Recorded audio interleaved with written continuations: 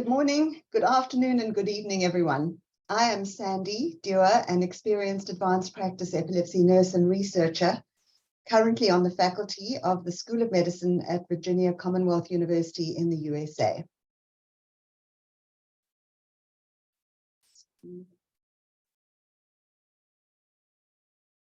Sorry, the slide's not moving here. Okay.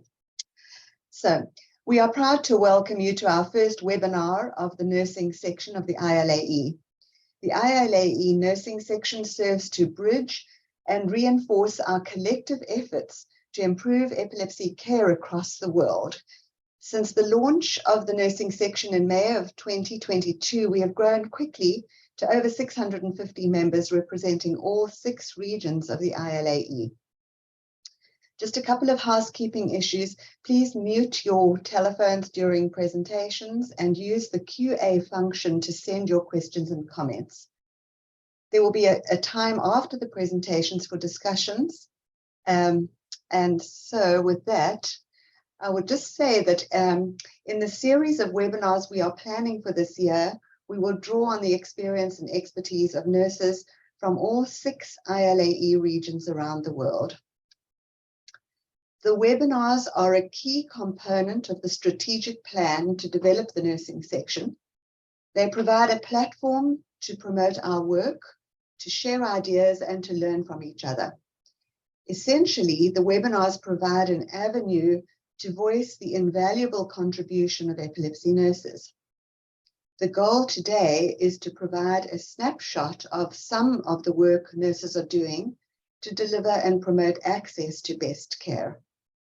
As you listen to the speakers today, it may be helpful for you to pay attention to how nurses have identified and addressed challenges in their own areas, and also to know that the projects we do often start small, take time to develop, but can have great impact, not only on patients, but also for healthcare systems. So today we have 4 wonderful speakers. I will first introduce the speakers. The talks will then flow one after the other. And following the talks, we will have around 15 minutes for Q&A. So firstly, it's my pleasure to introduce Dr. Jane van Gaudecker. She is an assistant professor in the School of Nursing at Indiana University and vice chair of the ILAE nursing section. She obtained her bachelor's degree in nursing in India and her PhD from the University of Virginia in the US. Symon Kariuki is a research scientist in epilepsy and mental health who is based in Kenya.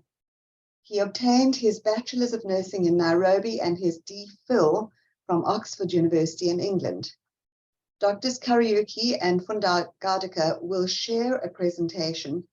Jane's talk will lay the foundation for the development of epilepsy nursing services in Africa, and Symon will present an example in the form of the Kenyan experience. This talk will be followed by Mel Goodwin. She has been an epilepsy specialist nurse since 1994, when she established the first nurse-led epilepsy service in the UK. Mel works independently as a nurse with authority to prescribe. She has published a number of articles on the role of a specialist epilepsy nurse and has chaired the Epilepsy Nurse Association in the UK for a number of years. Our third talk will be presented by Jillian Bicknell. Jill is an experienced pediatric nurse scientist and an epilepsy nurse consultant at the Royal Children's Hospital in Melbourne. Jill has held leadership roles in both the Epilepsy Society of Australia and the Epilepsy Nurse Specialist Interest Group of Australasia. So without further ado, we'll move to Jane and Symon's talk.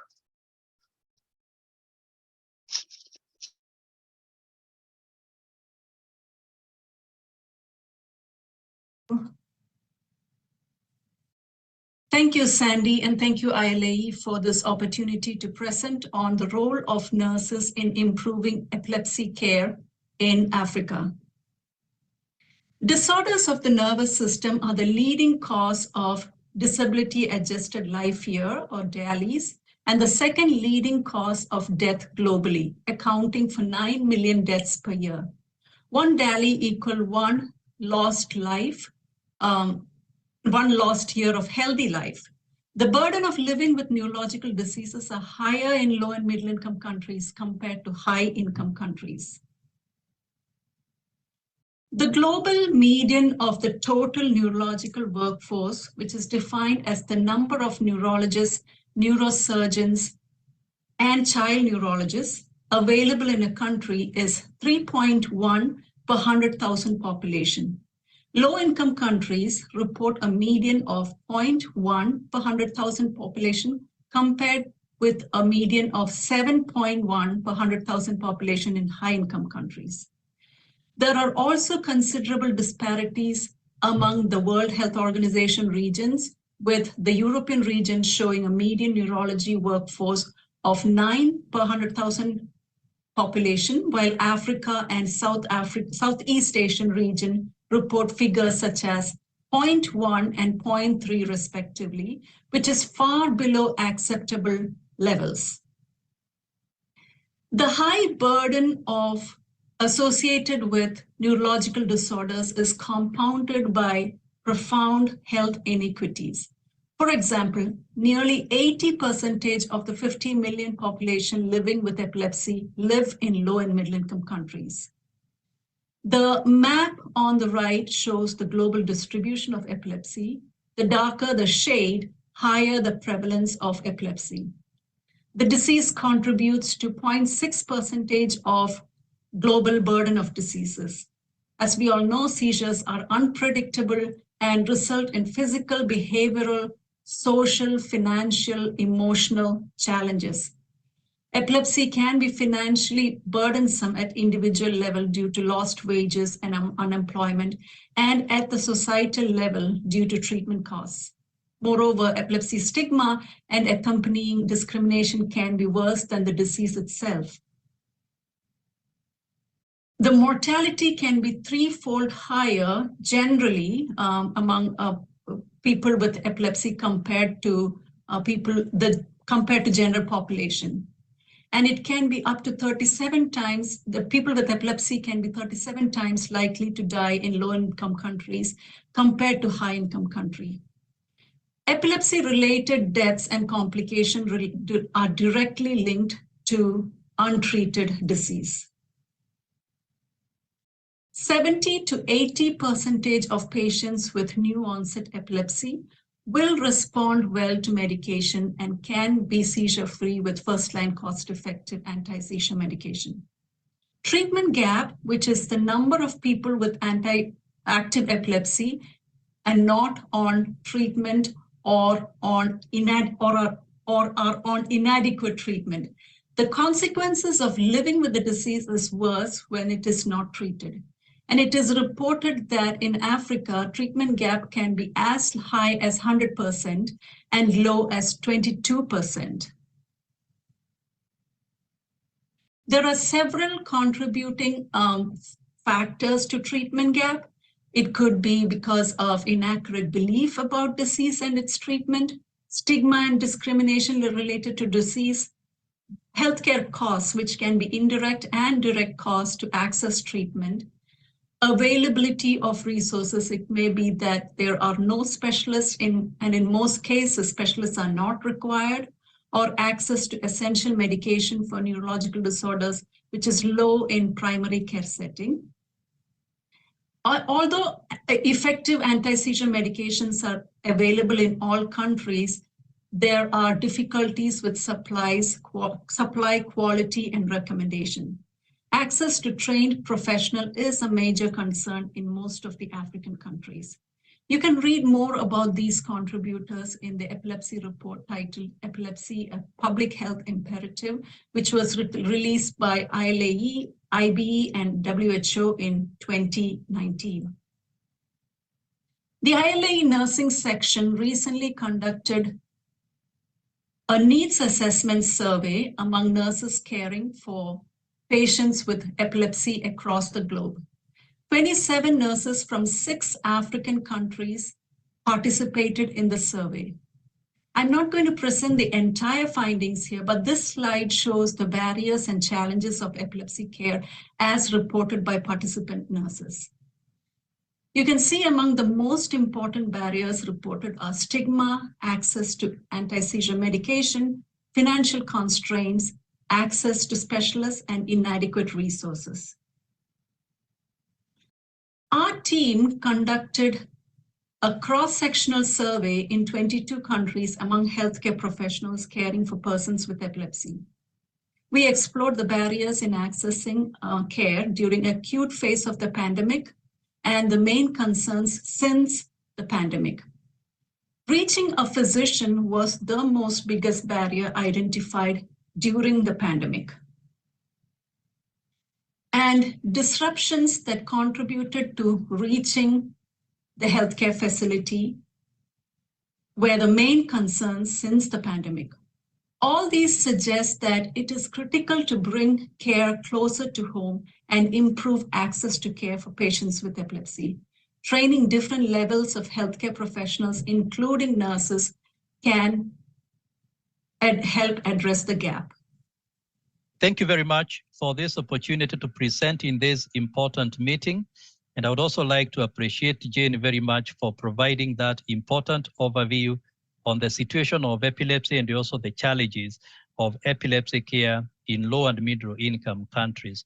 And in these poor resource settings, it's quite very difficult to train specialists such as neurologists, psychiatrists, and also epileptologists because of the limited resources. And therefore, the big question that we grapple with is whether nurses may be able to support epilepsy care in these very poor settings.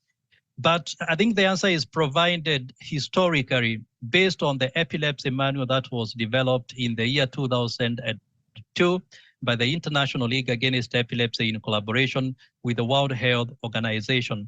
And that particular manual was actually intended for non-specialist primary health care workers. And the most important thing about it is the fact that it has a history in Africa, and specifically in Kenya and also in another East African country called Ethiopia, where there was a Dutch epilepsy specialist called Dr. Nelly Decker, who was actually working on taking care of persons with epilepsy. And the World Health Organization and the International League Against Epilepsy felt that the book that she had written would provide a very important basis for developing this particular manual. And therefore, this manual was used in the global campaign against epilepsy, in which the nurses played a very significant role. The only difference being the fact that the manual only provides a description of what epilepsy is and characteristics, the features, the management, and so on, and doesn't provide a very detailed description of the roles that the nurses need to play in the epilepsy care.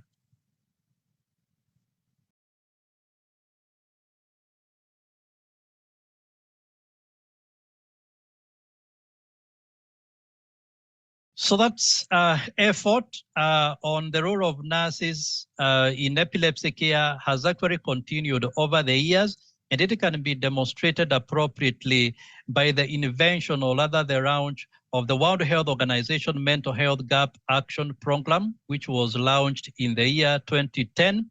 And the good thing with the MH Gap Intervention Guideline is the fact that it recognizes that the nurses can actually make an impact in epilepsy care in low and middle income countries. And what usually happens is the fact that you spend around 4.5 hours training the nurses on what epilepsy is, details about the management of epilepsy, and also how to do the follow-ups.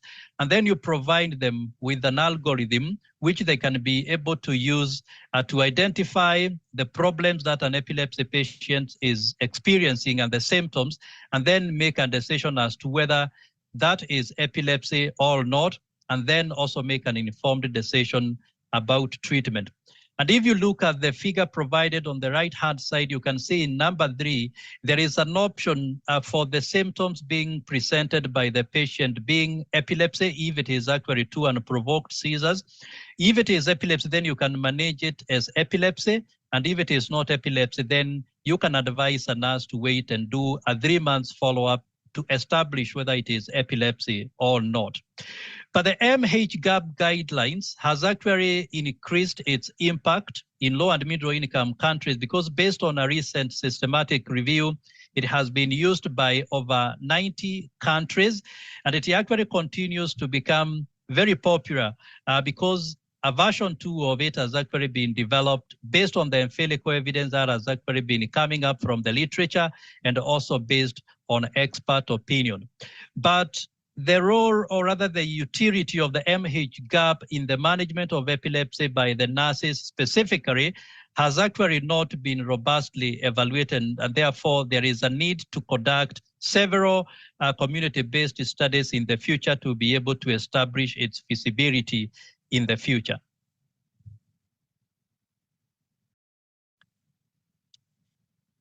So going back to the literature, there is a very important paper that was published in the Journal of Clinical Nursing in the year 2002, and actually clearly outlines the benefit of engaging nurses in epilepsy care, particularly in low and middle income countries.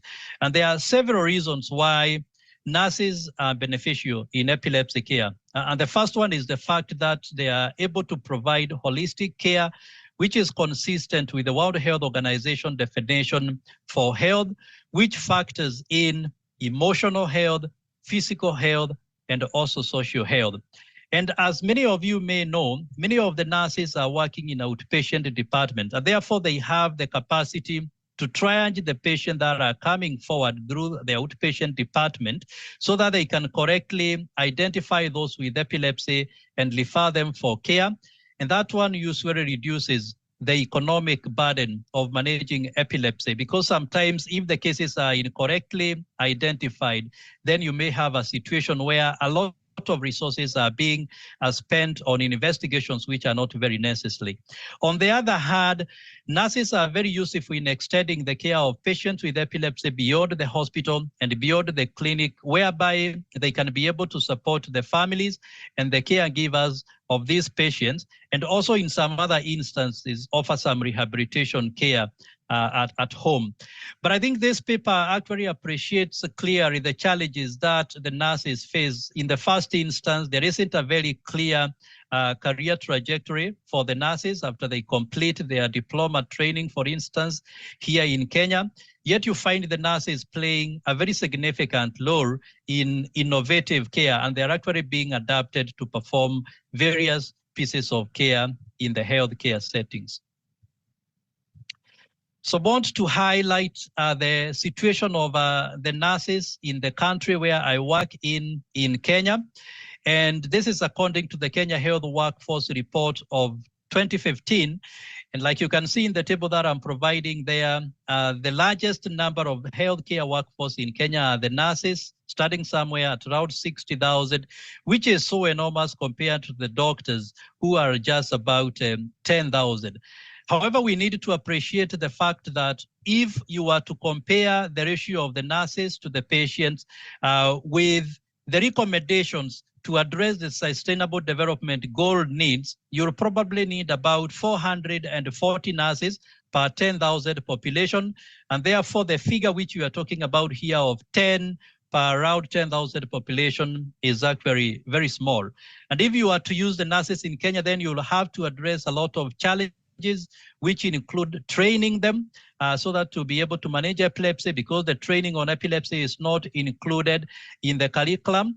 And you'll also need to start engaging them together with other healthcare workforce with the prescribers' capacity so that you can be able to deal with the enormous health challenges in Kenya. So we've been able to make some successes in Kilifi, Kenya, where I work using nurses, working together with the clinical officers. And we've established an epilepsy clinic that has been offering consultation, EEG investigation and also prescription of anti-seizure medications. And on top of that, we've also been able to train the nurses to be able to collect data on epilepsy care on information systems, which is consistent with the World Health Organization Assembly Resolution 73.10. And therefore, over time, because of these improvements, we've collected a lot of data on over 4,000 patients, which we can be able to follow up over time, leveraging on the demographic surveillance system that we have in Kilifi, and understand the downstream challenges that these people with epilepsy are experiencing, courtesy of working together with nurses. So beyond that, we've also been able to implement in Kilifi the World Health Organization Mental Health Gap Action Program, in which we've trained over 256 nurses across 128 health facilities, and even evaluated the effectiveness of the program, and found that the number of epilepsy cases being detected in these health facilities are significantly increased, and also that there have been some benefits at the patient level, including reduction in disability scores, and also at the nurses level, whereby we've reported fewer stigmatizing attitudes by the nurses. We are hoping that these findings and studies can be replicated in other settings in Africa, so that we can have nurses playing a major role in epilepsy care. Thank you very much for listening.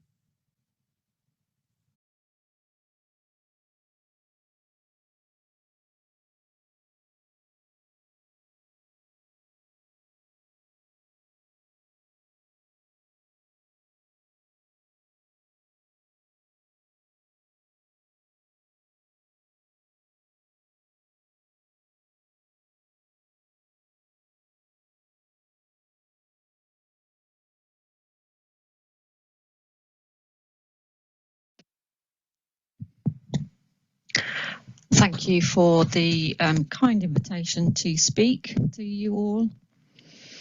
I've been employed as an epilepsy specialist nurse in the UK for over 20 years. When I first came into the role, I was number 12 in the country, and the role of the epilepsy specialist nurse had first been established in 1988 in a community setting.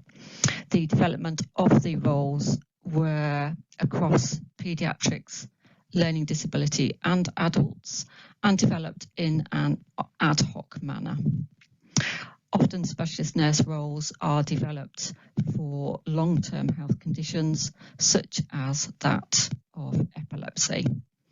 You'll see from this slide that the main roles of the specialist nurse remain clinical, with more than 60% of their time spent in the clinical role. This next slide shows the evidence from a recent study that set out the role of the specialist nurse and mapped it into 14 sub-roles. There was extensive electronic database searches that identified these differing roles.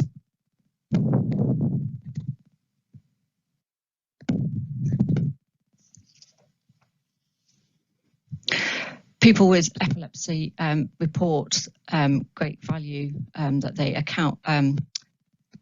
give to the specialist nurse. They describe receiving a greater amount of information from them, feel more involved in their care, and they perceive that that care is better coordinated. They also report greater confidence in the information that's provided, and will discuss issues with the epilepsy specialist nurse that they wouldn't discuss with other health professionals, and therefore report a higher satisfaction of care. From care. This demonstrates the value that patients have in the role, and also the variety of support that is offered.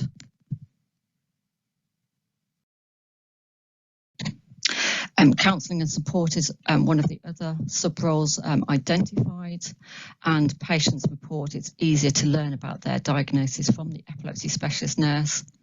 We all know that if patients can accept their diagnosis, it makes treatment and management much easier. They therefore express greater satisfaction with the epilepsy specialist nurse, and greater knowledge and understanding helps clearly with acceptance and compliance moving forward.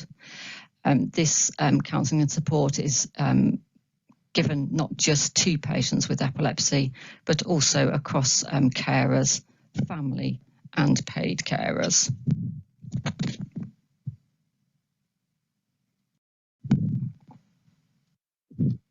In the UK, professionals are able to prescribe if they complete this course run by the Nursing Midwifery Council. And nurses, as well as dentists and pharmacists, for example, can prescribe. This, however, has to be within their own competence, and therefore I prescribe epilepsy medications and may advise and prescribe antidepressants on the basis that GPs aren't always happy to prescribe an antidepressant, as they're not sure which is the best one to use. But I may also advise, for example, on use of contraception, but would not prescribe that myself. The epilepsy specialist nurse is then able to support patients with their prescribing practice, and this helps to minimise the use of GPs and neurologists, or at least reduce the number of appointments required. Nurses can also identify patients' needs. So, for example, identify patients who may benefit from a once daily medication, or that they require a particular formulation of medication, such as a once daily tablet, or the use of sprinkle or syrups, for example. The study back in 2004 demonstrates the number of epilepsy specialist nurses that were involved in prescribing in some manner. I think this will have increased significant in the last 20 years. And the study at a tertiary care hospital demonstrated the value that was put on prescribing by specialist nurses from the GP, and they described this as immeasurable. Another key service of the specialist nurse role, and widely valued by patients, is that of support across all the boundaries of care. And this can include areas such as support in schools and with employers, and can also ensure that there is support from childhood right through to elderly care, and also through pregnancy in particular.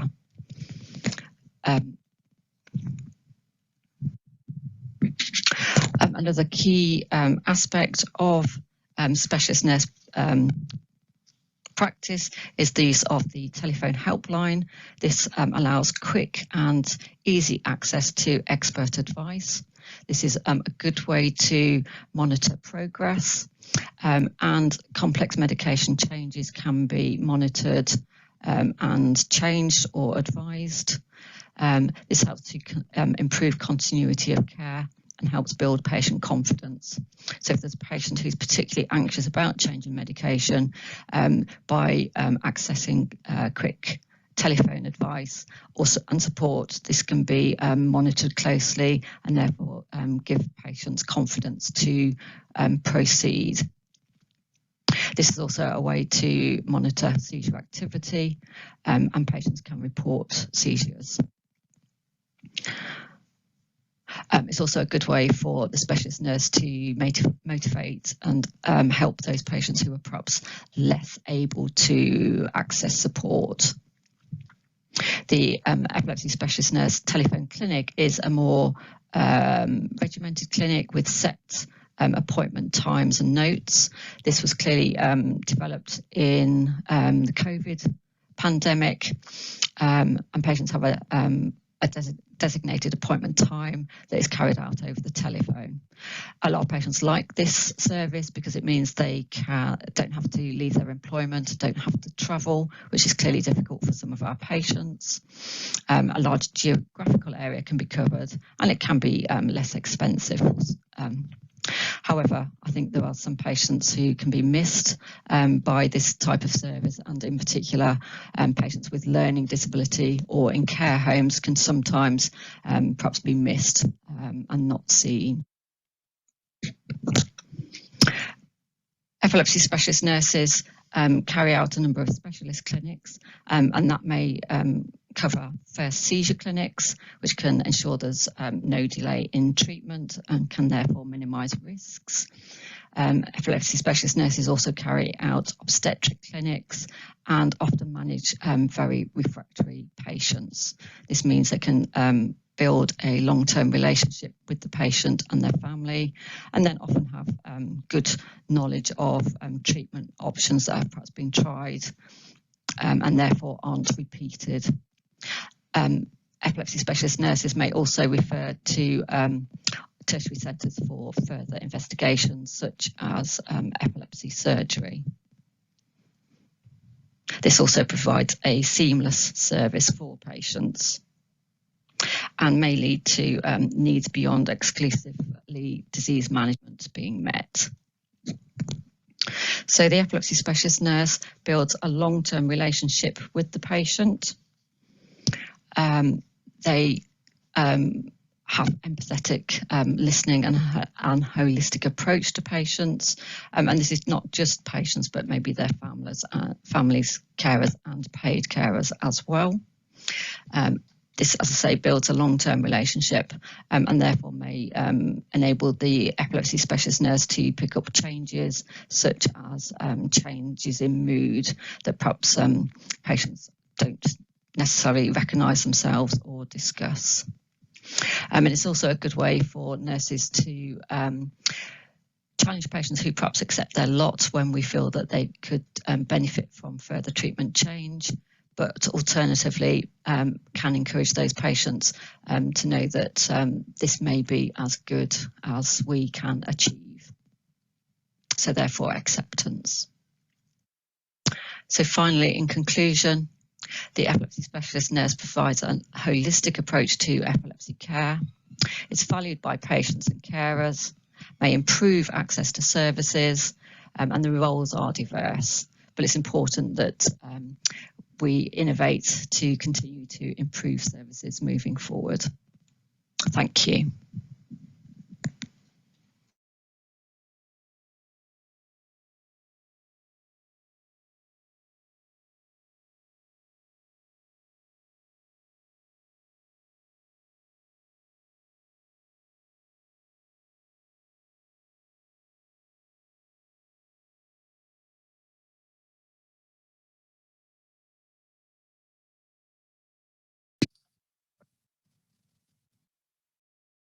Thank you for allowing me to speak about a recent project that led us in timely and unexpected directions at times.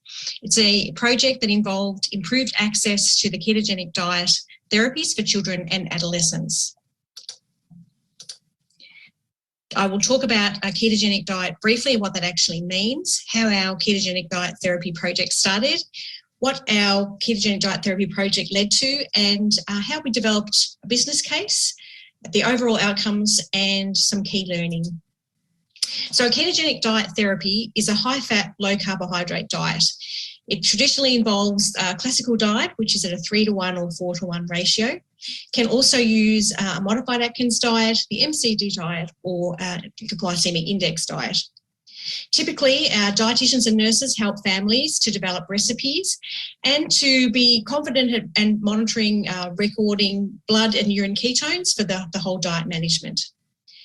The diet is normally a medically supervised team approach at the Children's Hospital. We use a neurologist, a nurse and a dietitian.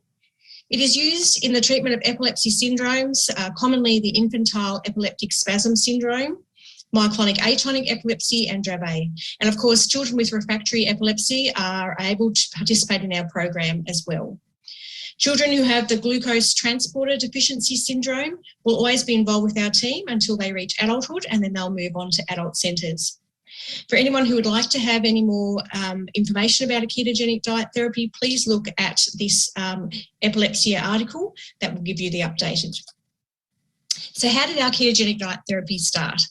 Well, at the Children's Hospital, our protocol was to do a 4 to 5 day inpatient stay to initiate into the keto diet, more so that we could make sure families, when they are involved in this diet, were well educated and very happy to be able to go home and manage. And also we wanted to make sure the children were safe and that we would monitor their blood glucose and blood ketones as their whole metabolic state changed. During this process, we did identify a gap in care. The primarily was the delayed bed access, and that became quite frustrating for us and, of course, for families. The Children's Hospital is a tertiary centre, so we do have an education centre, plus we also have an ED. We have long been at the mercy of how many children were in the emergency department to allow for our elective admissions and our surgery admissions. There were long waiting times for referrals from initiation, and there was also some early dropouts. We also had some challenges managing our outpatient clinic appointment times. So we were really, really keen to try to improve on this gap in care. We did obtain funding from a philanthropic source, not covered by our hospital. Our hospital is a government-funded organisation, so we had to look outside of hospital funding. At the time, we would have one ketogenic diet dietitian who was 2 days a week. We had one epilepsy nurse part-time, and we had one medical consultant. We would do a multidisciplinary clinic twice a month, and we would also really only be able to initiate one child per month just due to our resources. Prior to this project, we also undertook an audit to look at the safety and side effect implications for children who are inpatient. So the project began in 2017 to 2020, and what we did was develop a new service model. What we planned was an outpatient ketogenic diet service at initiation. The goal was to improve access and support for families and patients, and this project went for 3 years. The first 6 months was developing resources and the protocol. The next 2 years were involved in implementing our protocol, and the last 6 months was involved in evaluating the whole service model. We engaged all key stakeholders, and that was neurology, endocrinology, nursing, dietetics, and families. And what occurred was we developed a safe and effective outpatient classical ketogenic diet protocol, worked very well. We also demonstrated an effective outpatient ketogenic diet service for families and for staff. What also occurred unexpectedly was we had a huge cost saving. When we worked out what a 2-week home-based inpatient initiation cost versus a 4-day inpatient initiation, our hospital finance department came up with the figure of $150,000 over that 2-year period. That's significant for us. In other centres that may not be, or in others it may be a huge amount too.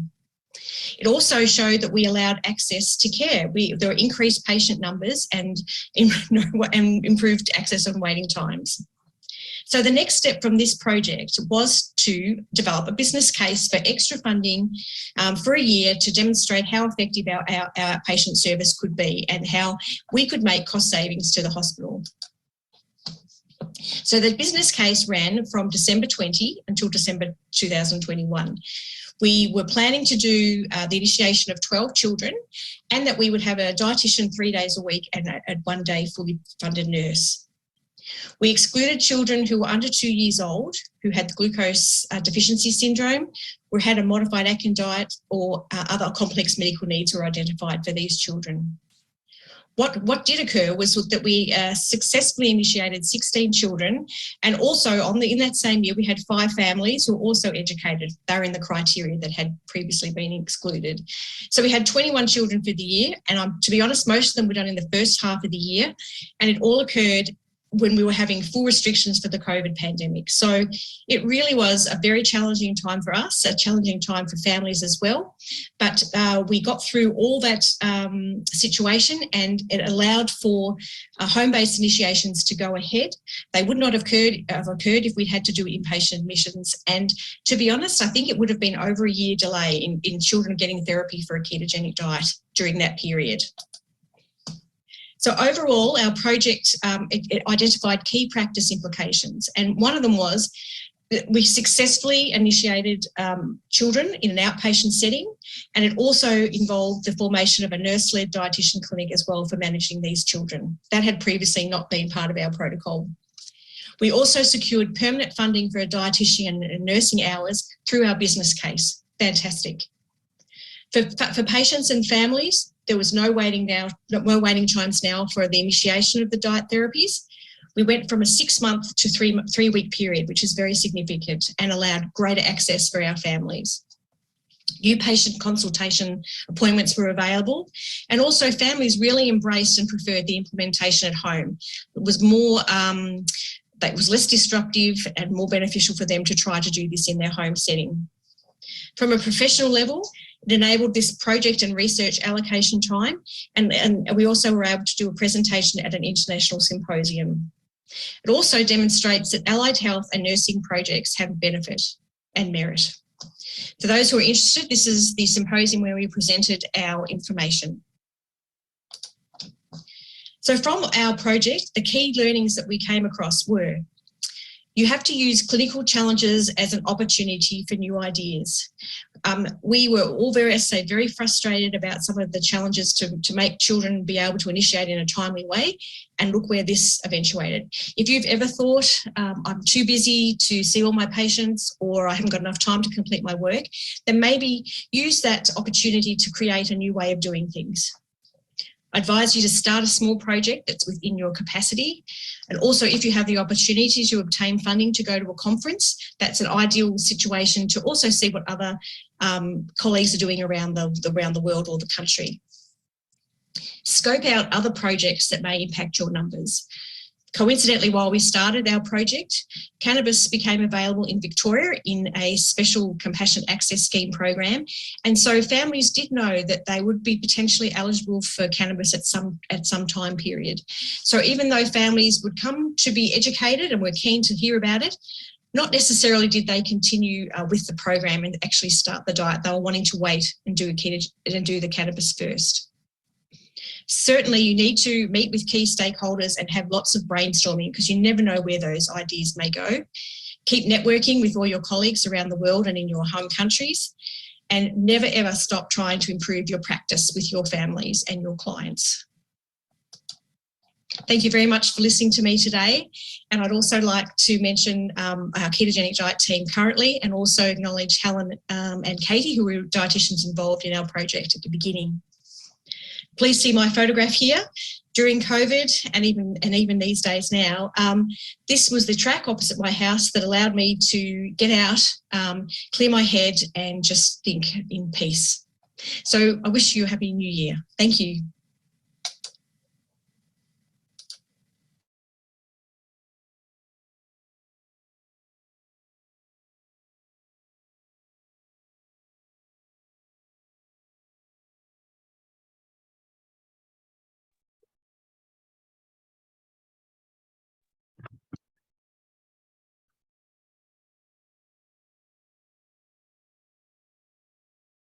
Well, thank you to everybody for those wonderful and informative talks. And, you know, it's just so impressive to hear how much innovation people are doing in their areas. And I hope everybody has enjoyed and hearing something new and different. I'm going to hand over to Paddy Schaefer to present the questions that appeared in the chat. And, you know, we have at least 10 minutes for discussion. So please don't be shy to enter your questions. Right. Paddy, Yeah. would you? Okay, Sandy, can you hear me? Yeah. Okay. So this first question is from AD, and I believe it's to Jane or to Symon. And I can't remember which one of you showed a manual. And I think it was from ILAE. And the question was really, if the manual doesn't provide the exact role of nurses, then, you know, would conflicts arise between the physician and the nurses? And how would you then resolve those conflicts? I'm wondering if Jane or Symon could unhook themselves to talk. Simon, would you like to? Yep. Yeah, I can take that one, Jane. So I think that's a good question, and thanks for that observation. I think it is important to put the manual into context. It was actually developed in the year 2002, so many years ago. And I think it has served the purpose that it was intended for, because it was basically for use in the global campaign against epilepsy, whose main role was actually to increase the visibility of epilepsy. And therefore, by providing information about epilepsy to the primary health care workers, I think it has served that responsibility. However, recently, there are several other recommendations that have been developed, and I think I presented that in the subsequent slides. And one of it is the MHGAP guidelines, which has actually addressed that problem by actually providing a step-by-step outline as to how the nurses should go about the identification and the management of epilepsy. But having said that, let me say that these recommendations are being done by the international partners, and therefore there is a very important need to support local policy action. So where you actually have some guidelines within the member states, for instance, here in Kenya, so that those recommendations are implemented on the ground, all the ministries of health even go ahead to come up with some national guidelines on how to implement them. For instance, here in Kenya, we do have the national guideline on task sharing, which actually outlines responsibilities for nurses, responsibilities for physicians, responsibilities for specialists, and so on and so forth. Thank you. Thank you, Simon. I think that's helpful. And I think I like that you're using the term, the was it task shifting or task sharing? But that's so important for all of us, because it depends upon where you're practicing as to how all these tasks are done and by whom. I'd like to ask one to, this is from Fabio, and I believe this is to Jill. What about the use of the intermittent keto diet for girls with catamenial epilepsy? So could you use the diet and start it a week before their menses? Well, the way the ketogenic diet works, it needs to be, you need to have sustained ketosis. So intermittent ketosis, well, it can often take longer than even 2 weeks to get into good ketosis.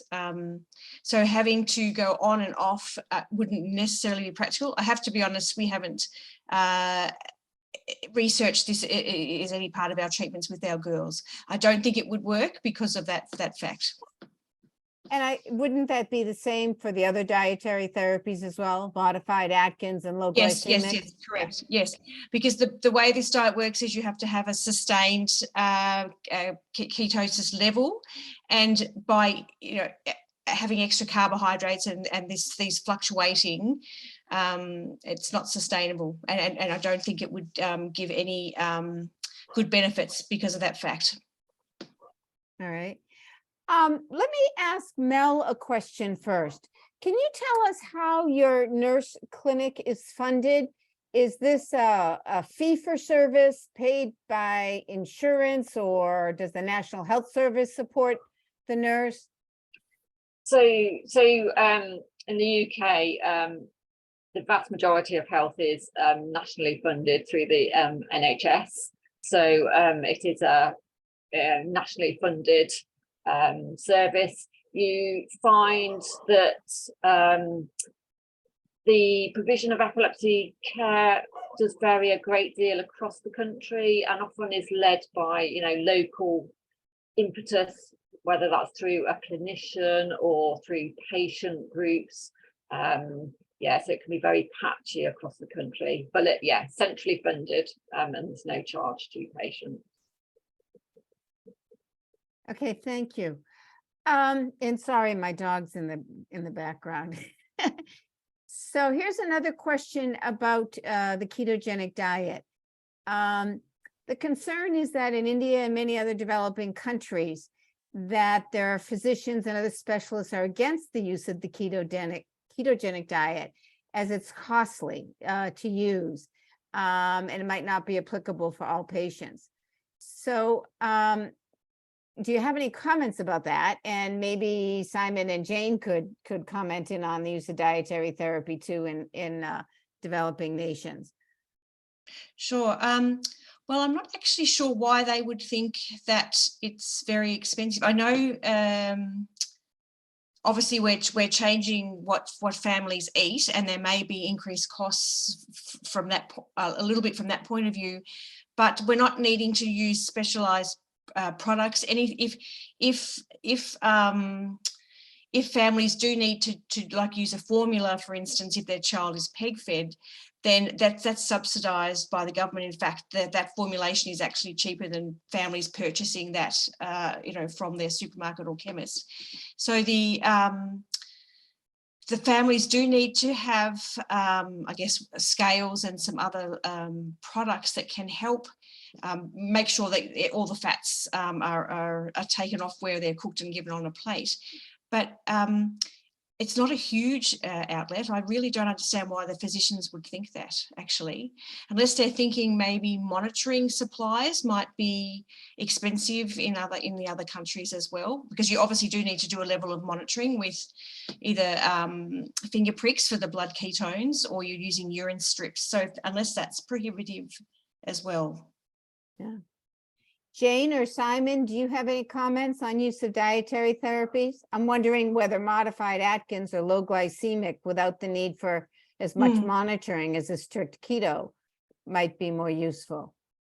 Yeah, this is, thanks, Patty. This is not an area that I have explored much, but there was a study recently in Kenya which suggested that modified Atkins dietary therapy could be used in sub-Saharan Africa, because this is not offered as a standard of care in sub-Saharan Africa. But Symon could probably pay more light into that if he knows more about ketogenic diet. Yeah, so you are right, Jane. I think we are aware about ketogenic diet, but I have actually to report that we've not even been able to reach to the other options of epilepsy management. So we are actually struggling even at the level of anti-seizure medications, because at the moment we only are having access to the standard or the old generation anti-seizure medications. And for you to actually start considering going for the other options, you must establish that this person is actually not responding to the anti-seizure medication that is available, which is very difficult to conclude if you don't have the new generation. So I think at the moment, the focus that we are having and discussions with the government is to make sure that all anti-seizure medications are available, so that we can be able to define the refractory epilepsy in this particular setting. And then from that option now start thinking about the other options for management, including ketogenic diet. But I still believe it could be feasibly used here in Africa if we actually identify the right people that need it. Thank you. And Phil from the UK has asked, what's the best way for nurses in developed countries to support colleagues in the developing world? I'll open this to anyone, but Jane or Symon, you'll probably take the first shot at it.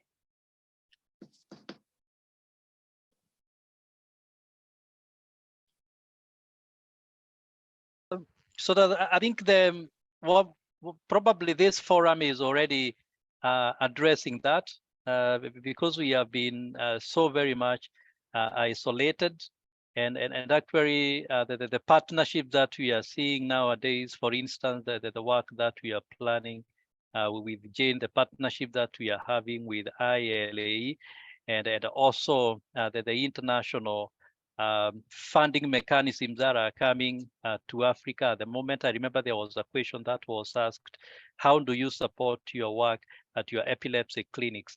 I think the reason why we are able to see the many number of patients that I was reporting in the talk is because we have a research program which is actually funded externally, and we don't even receive any single funding from the local government here. So I think you are already doing enough of that. So we just want to keep it sustained And I'm very optimistic that this section, the nursing section of the ILAE, is actually going to take that forward. Yeah. Thank you, Symon. And I can just add to that by saying that we all know that the resources in developing countries are really poor.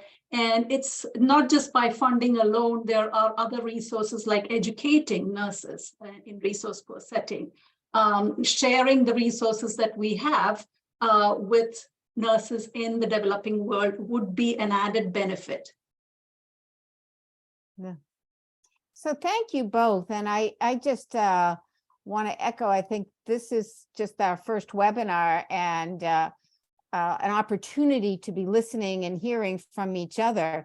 And what we really want to grow is to be able to have people meet each other and start collaborating and looking at this over time. So hopefully that's going to support everybody. Before I turn this back to Sandy, Jillian, could you share the keto article again that you mentioned? I believe that was one with, wasn't it a consensus article from ILAE? Oh, yes. Oh, I'm going to have to access my own computer here, sorry, to get that. And Marie says she's happy to help with sharing resources, so thank you. Yeah. Well, Jillian's finding that, Sandy, I'm going to turn back to you. Well, Patty, thank you for handling the questions. I think this is just the first of many opportunities for us to collaborate and to talk. And, I hope that, you're inspired by what you've heard today. I think the work of nurses around the world is very commendable. We've started in small ways in our little corners of the world, but I think we're stronger as a group together. And we really look forward to having people participate in the future webinars. We will be putting out a list and inviting speakers. So expect that communication from us. I'm not sure if there are any other questions that have come up in the Q&A.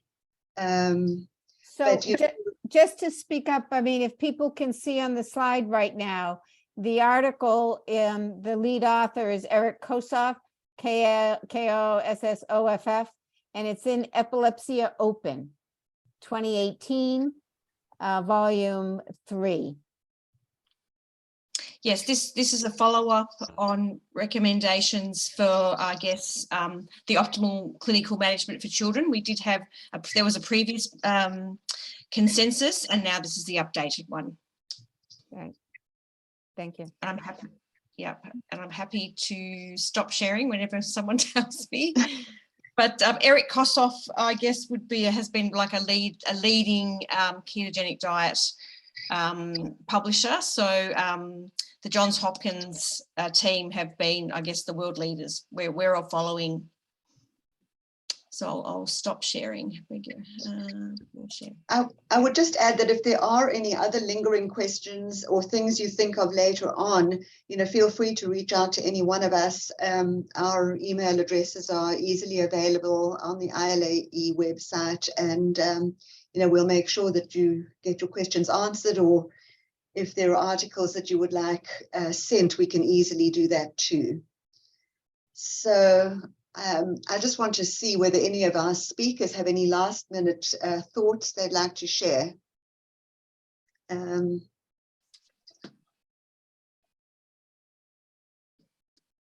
other last minute thing, Patty? I want to say thank you to everybody, to all the speakers, but then also to all the people who've attended. Great comments in the Q&A. Karen, Nicola, everyone asking, and glad to hear nurses sharing their work. Mm-hmm. And I think getting the range of speakers that we've heard today to kind of think about it globally and then hear about the outcomes that are coming out of this nursing work is so important. So I'm looking forward to more of these, Sandy. Perfect. Thank you, Patty. And now it just leaves me then to thank the ILAE for supporting the event today. Also to echo Patty's sentiments about the excellent talks we've heard, and most of all to all of you for attending. it's very gratifying to us to have such a wonderful response. So I think with that, we will call this webinar to an end. Thank you.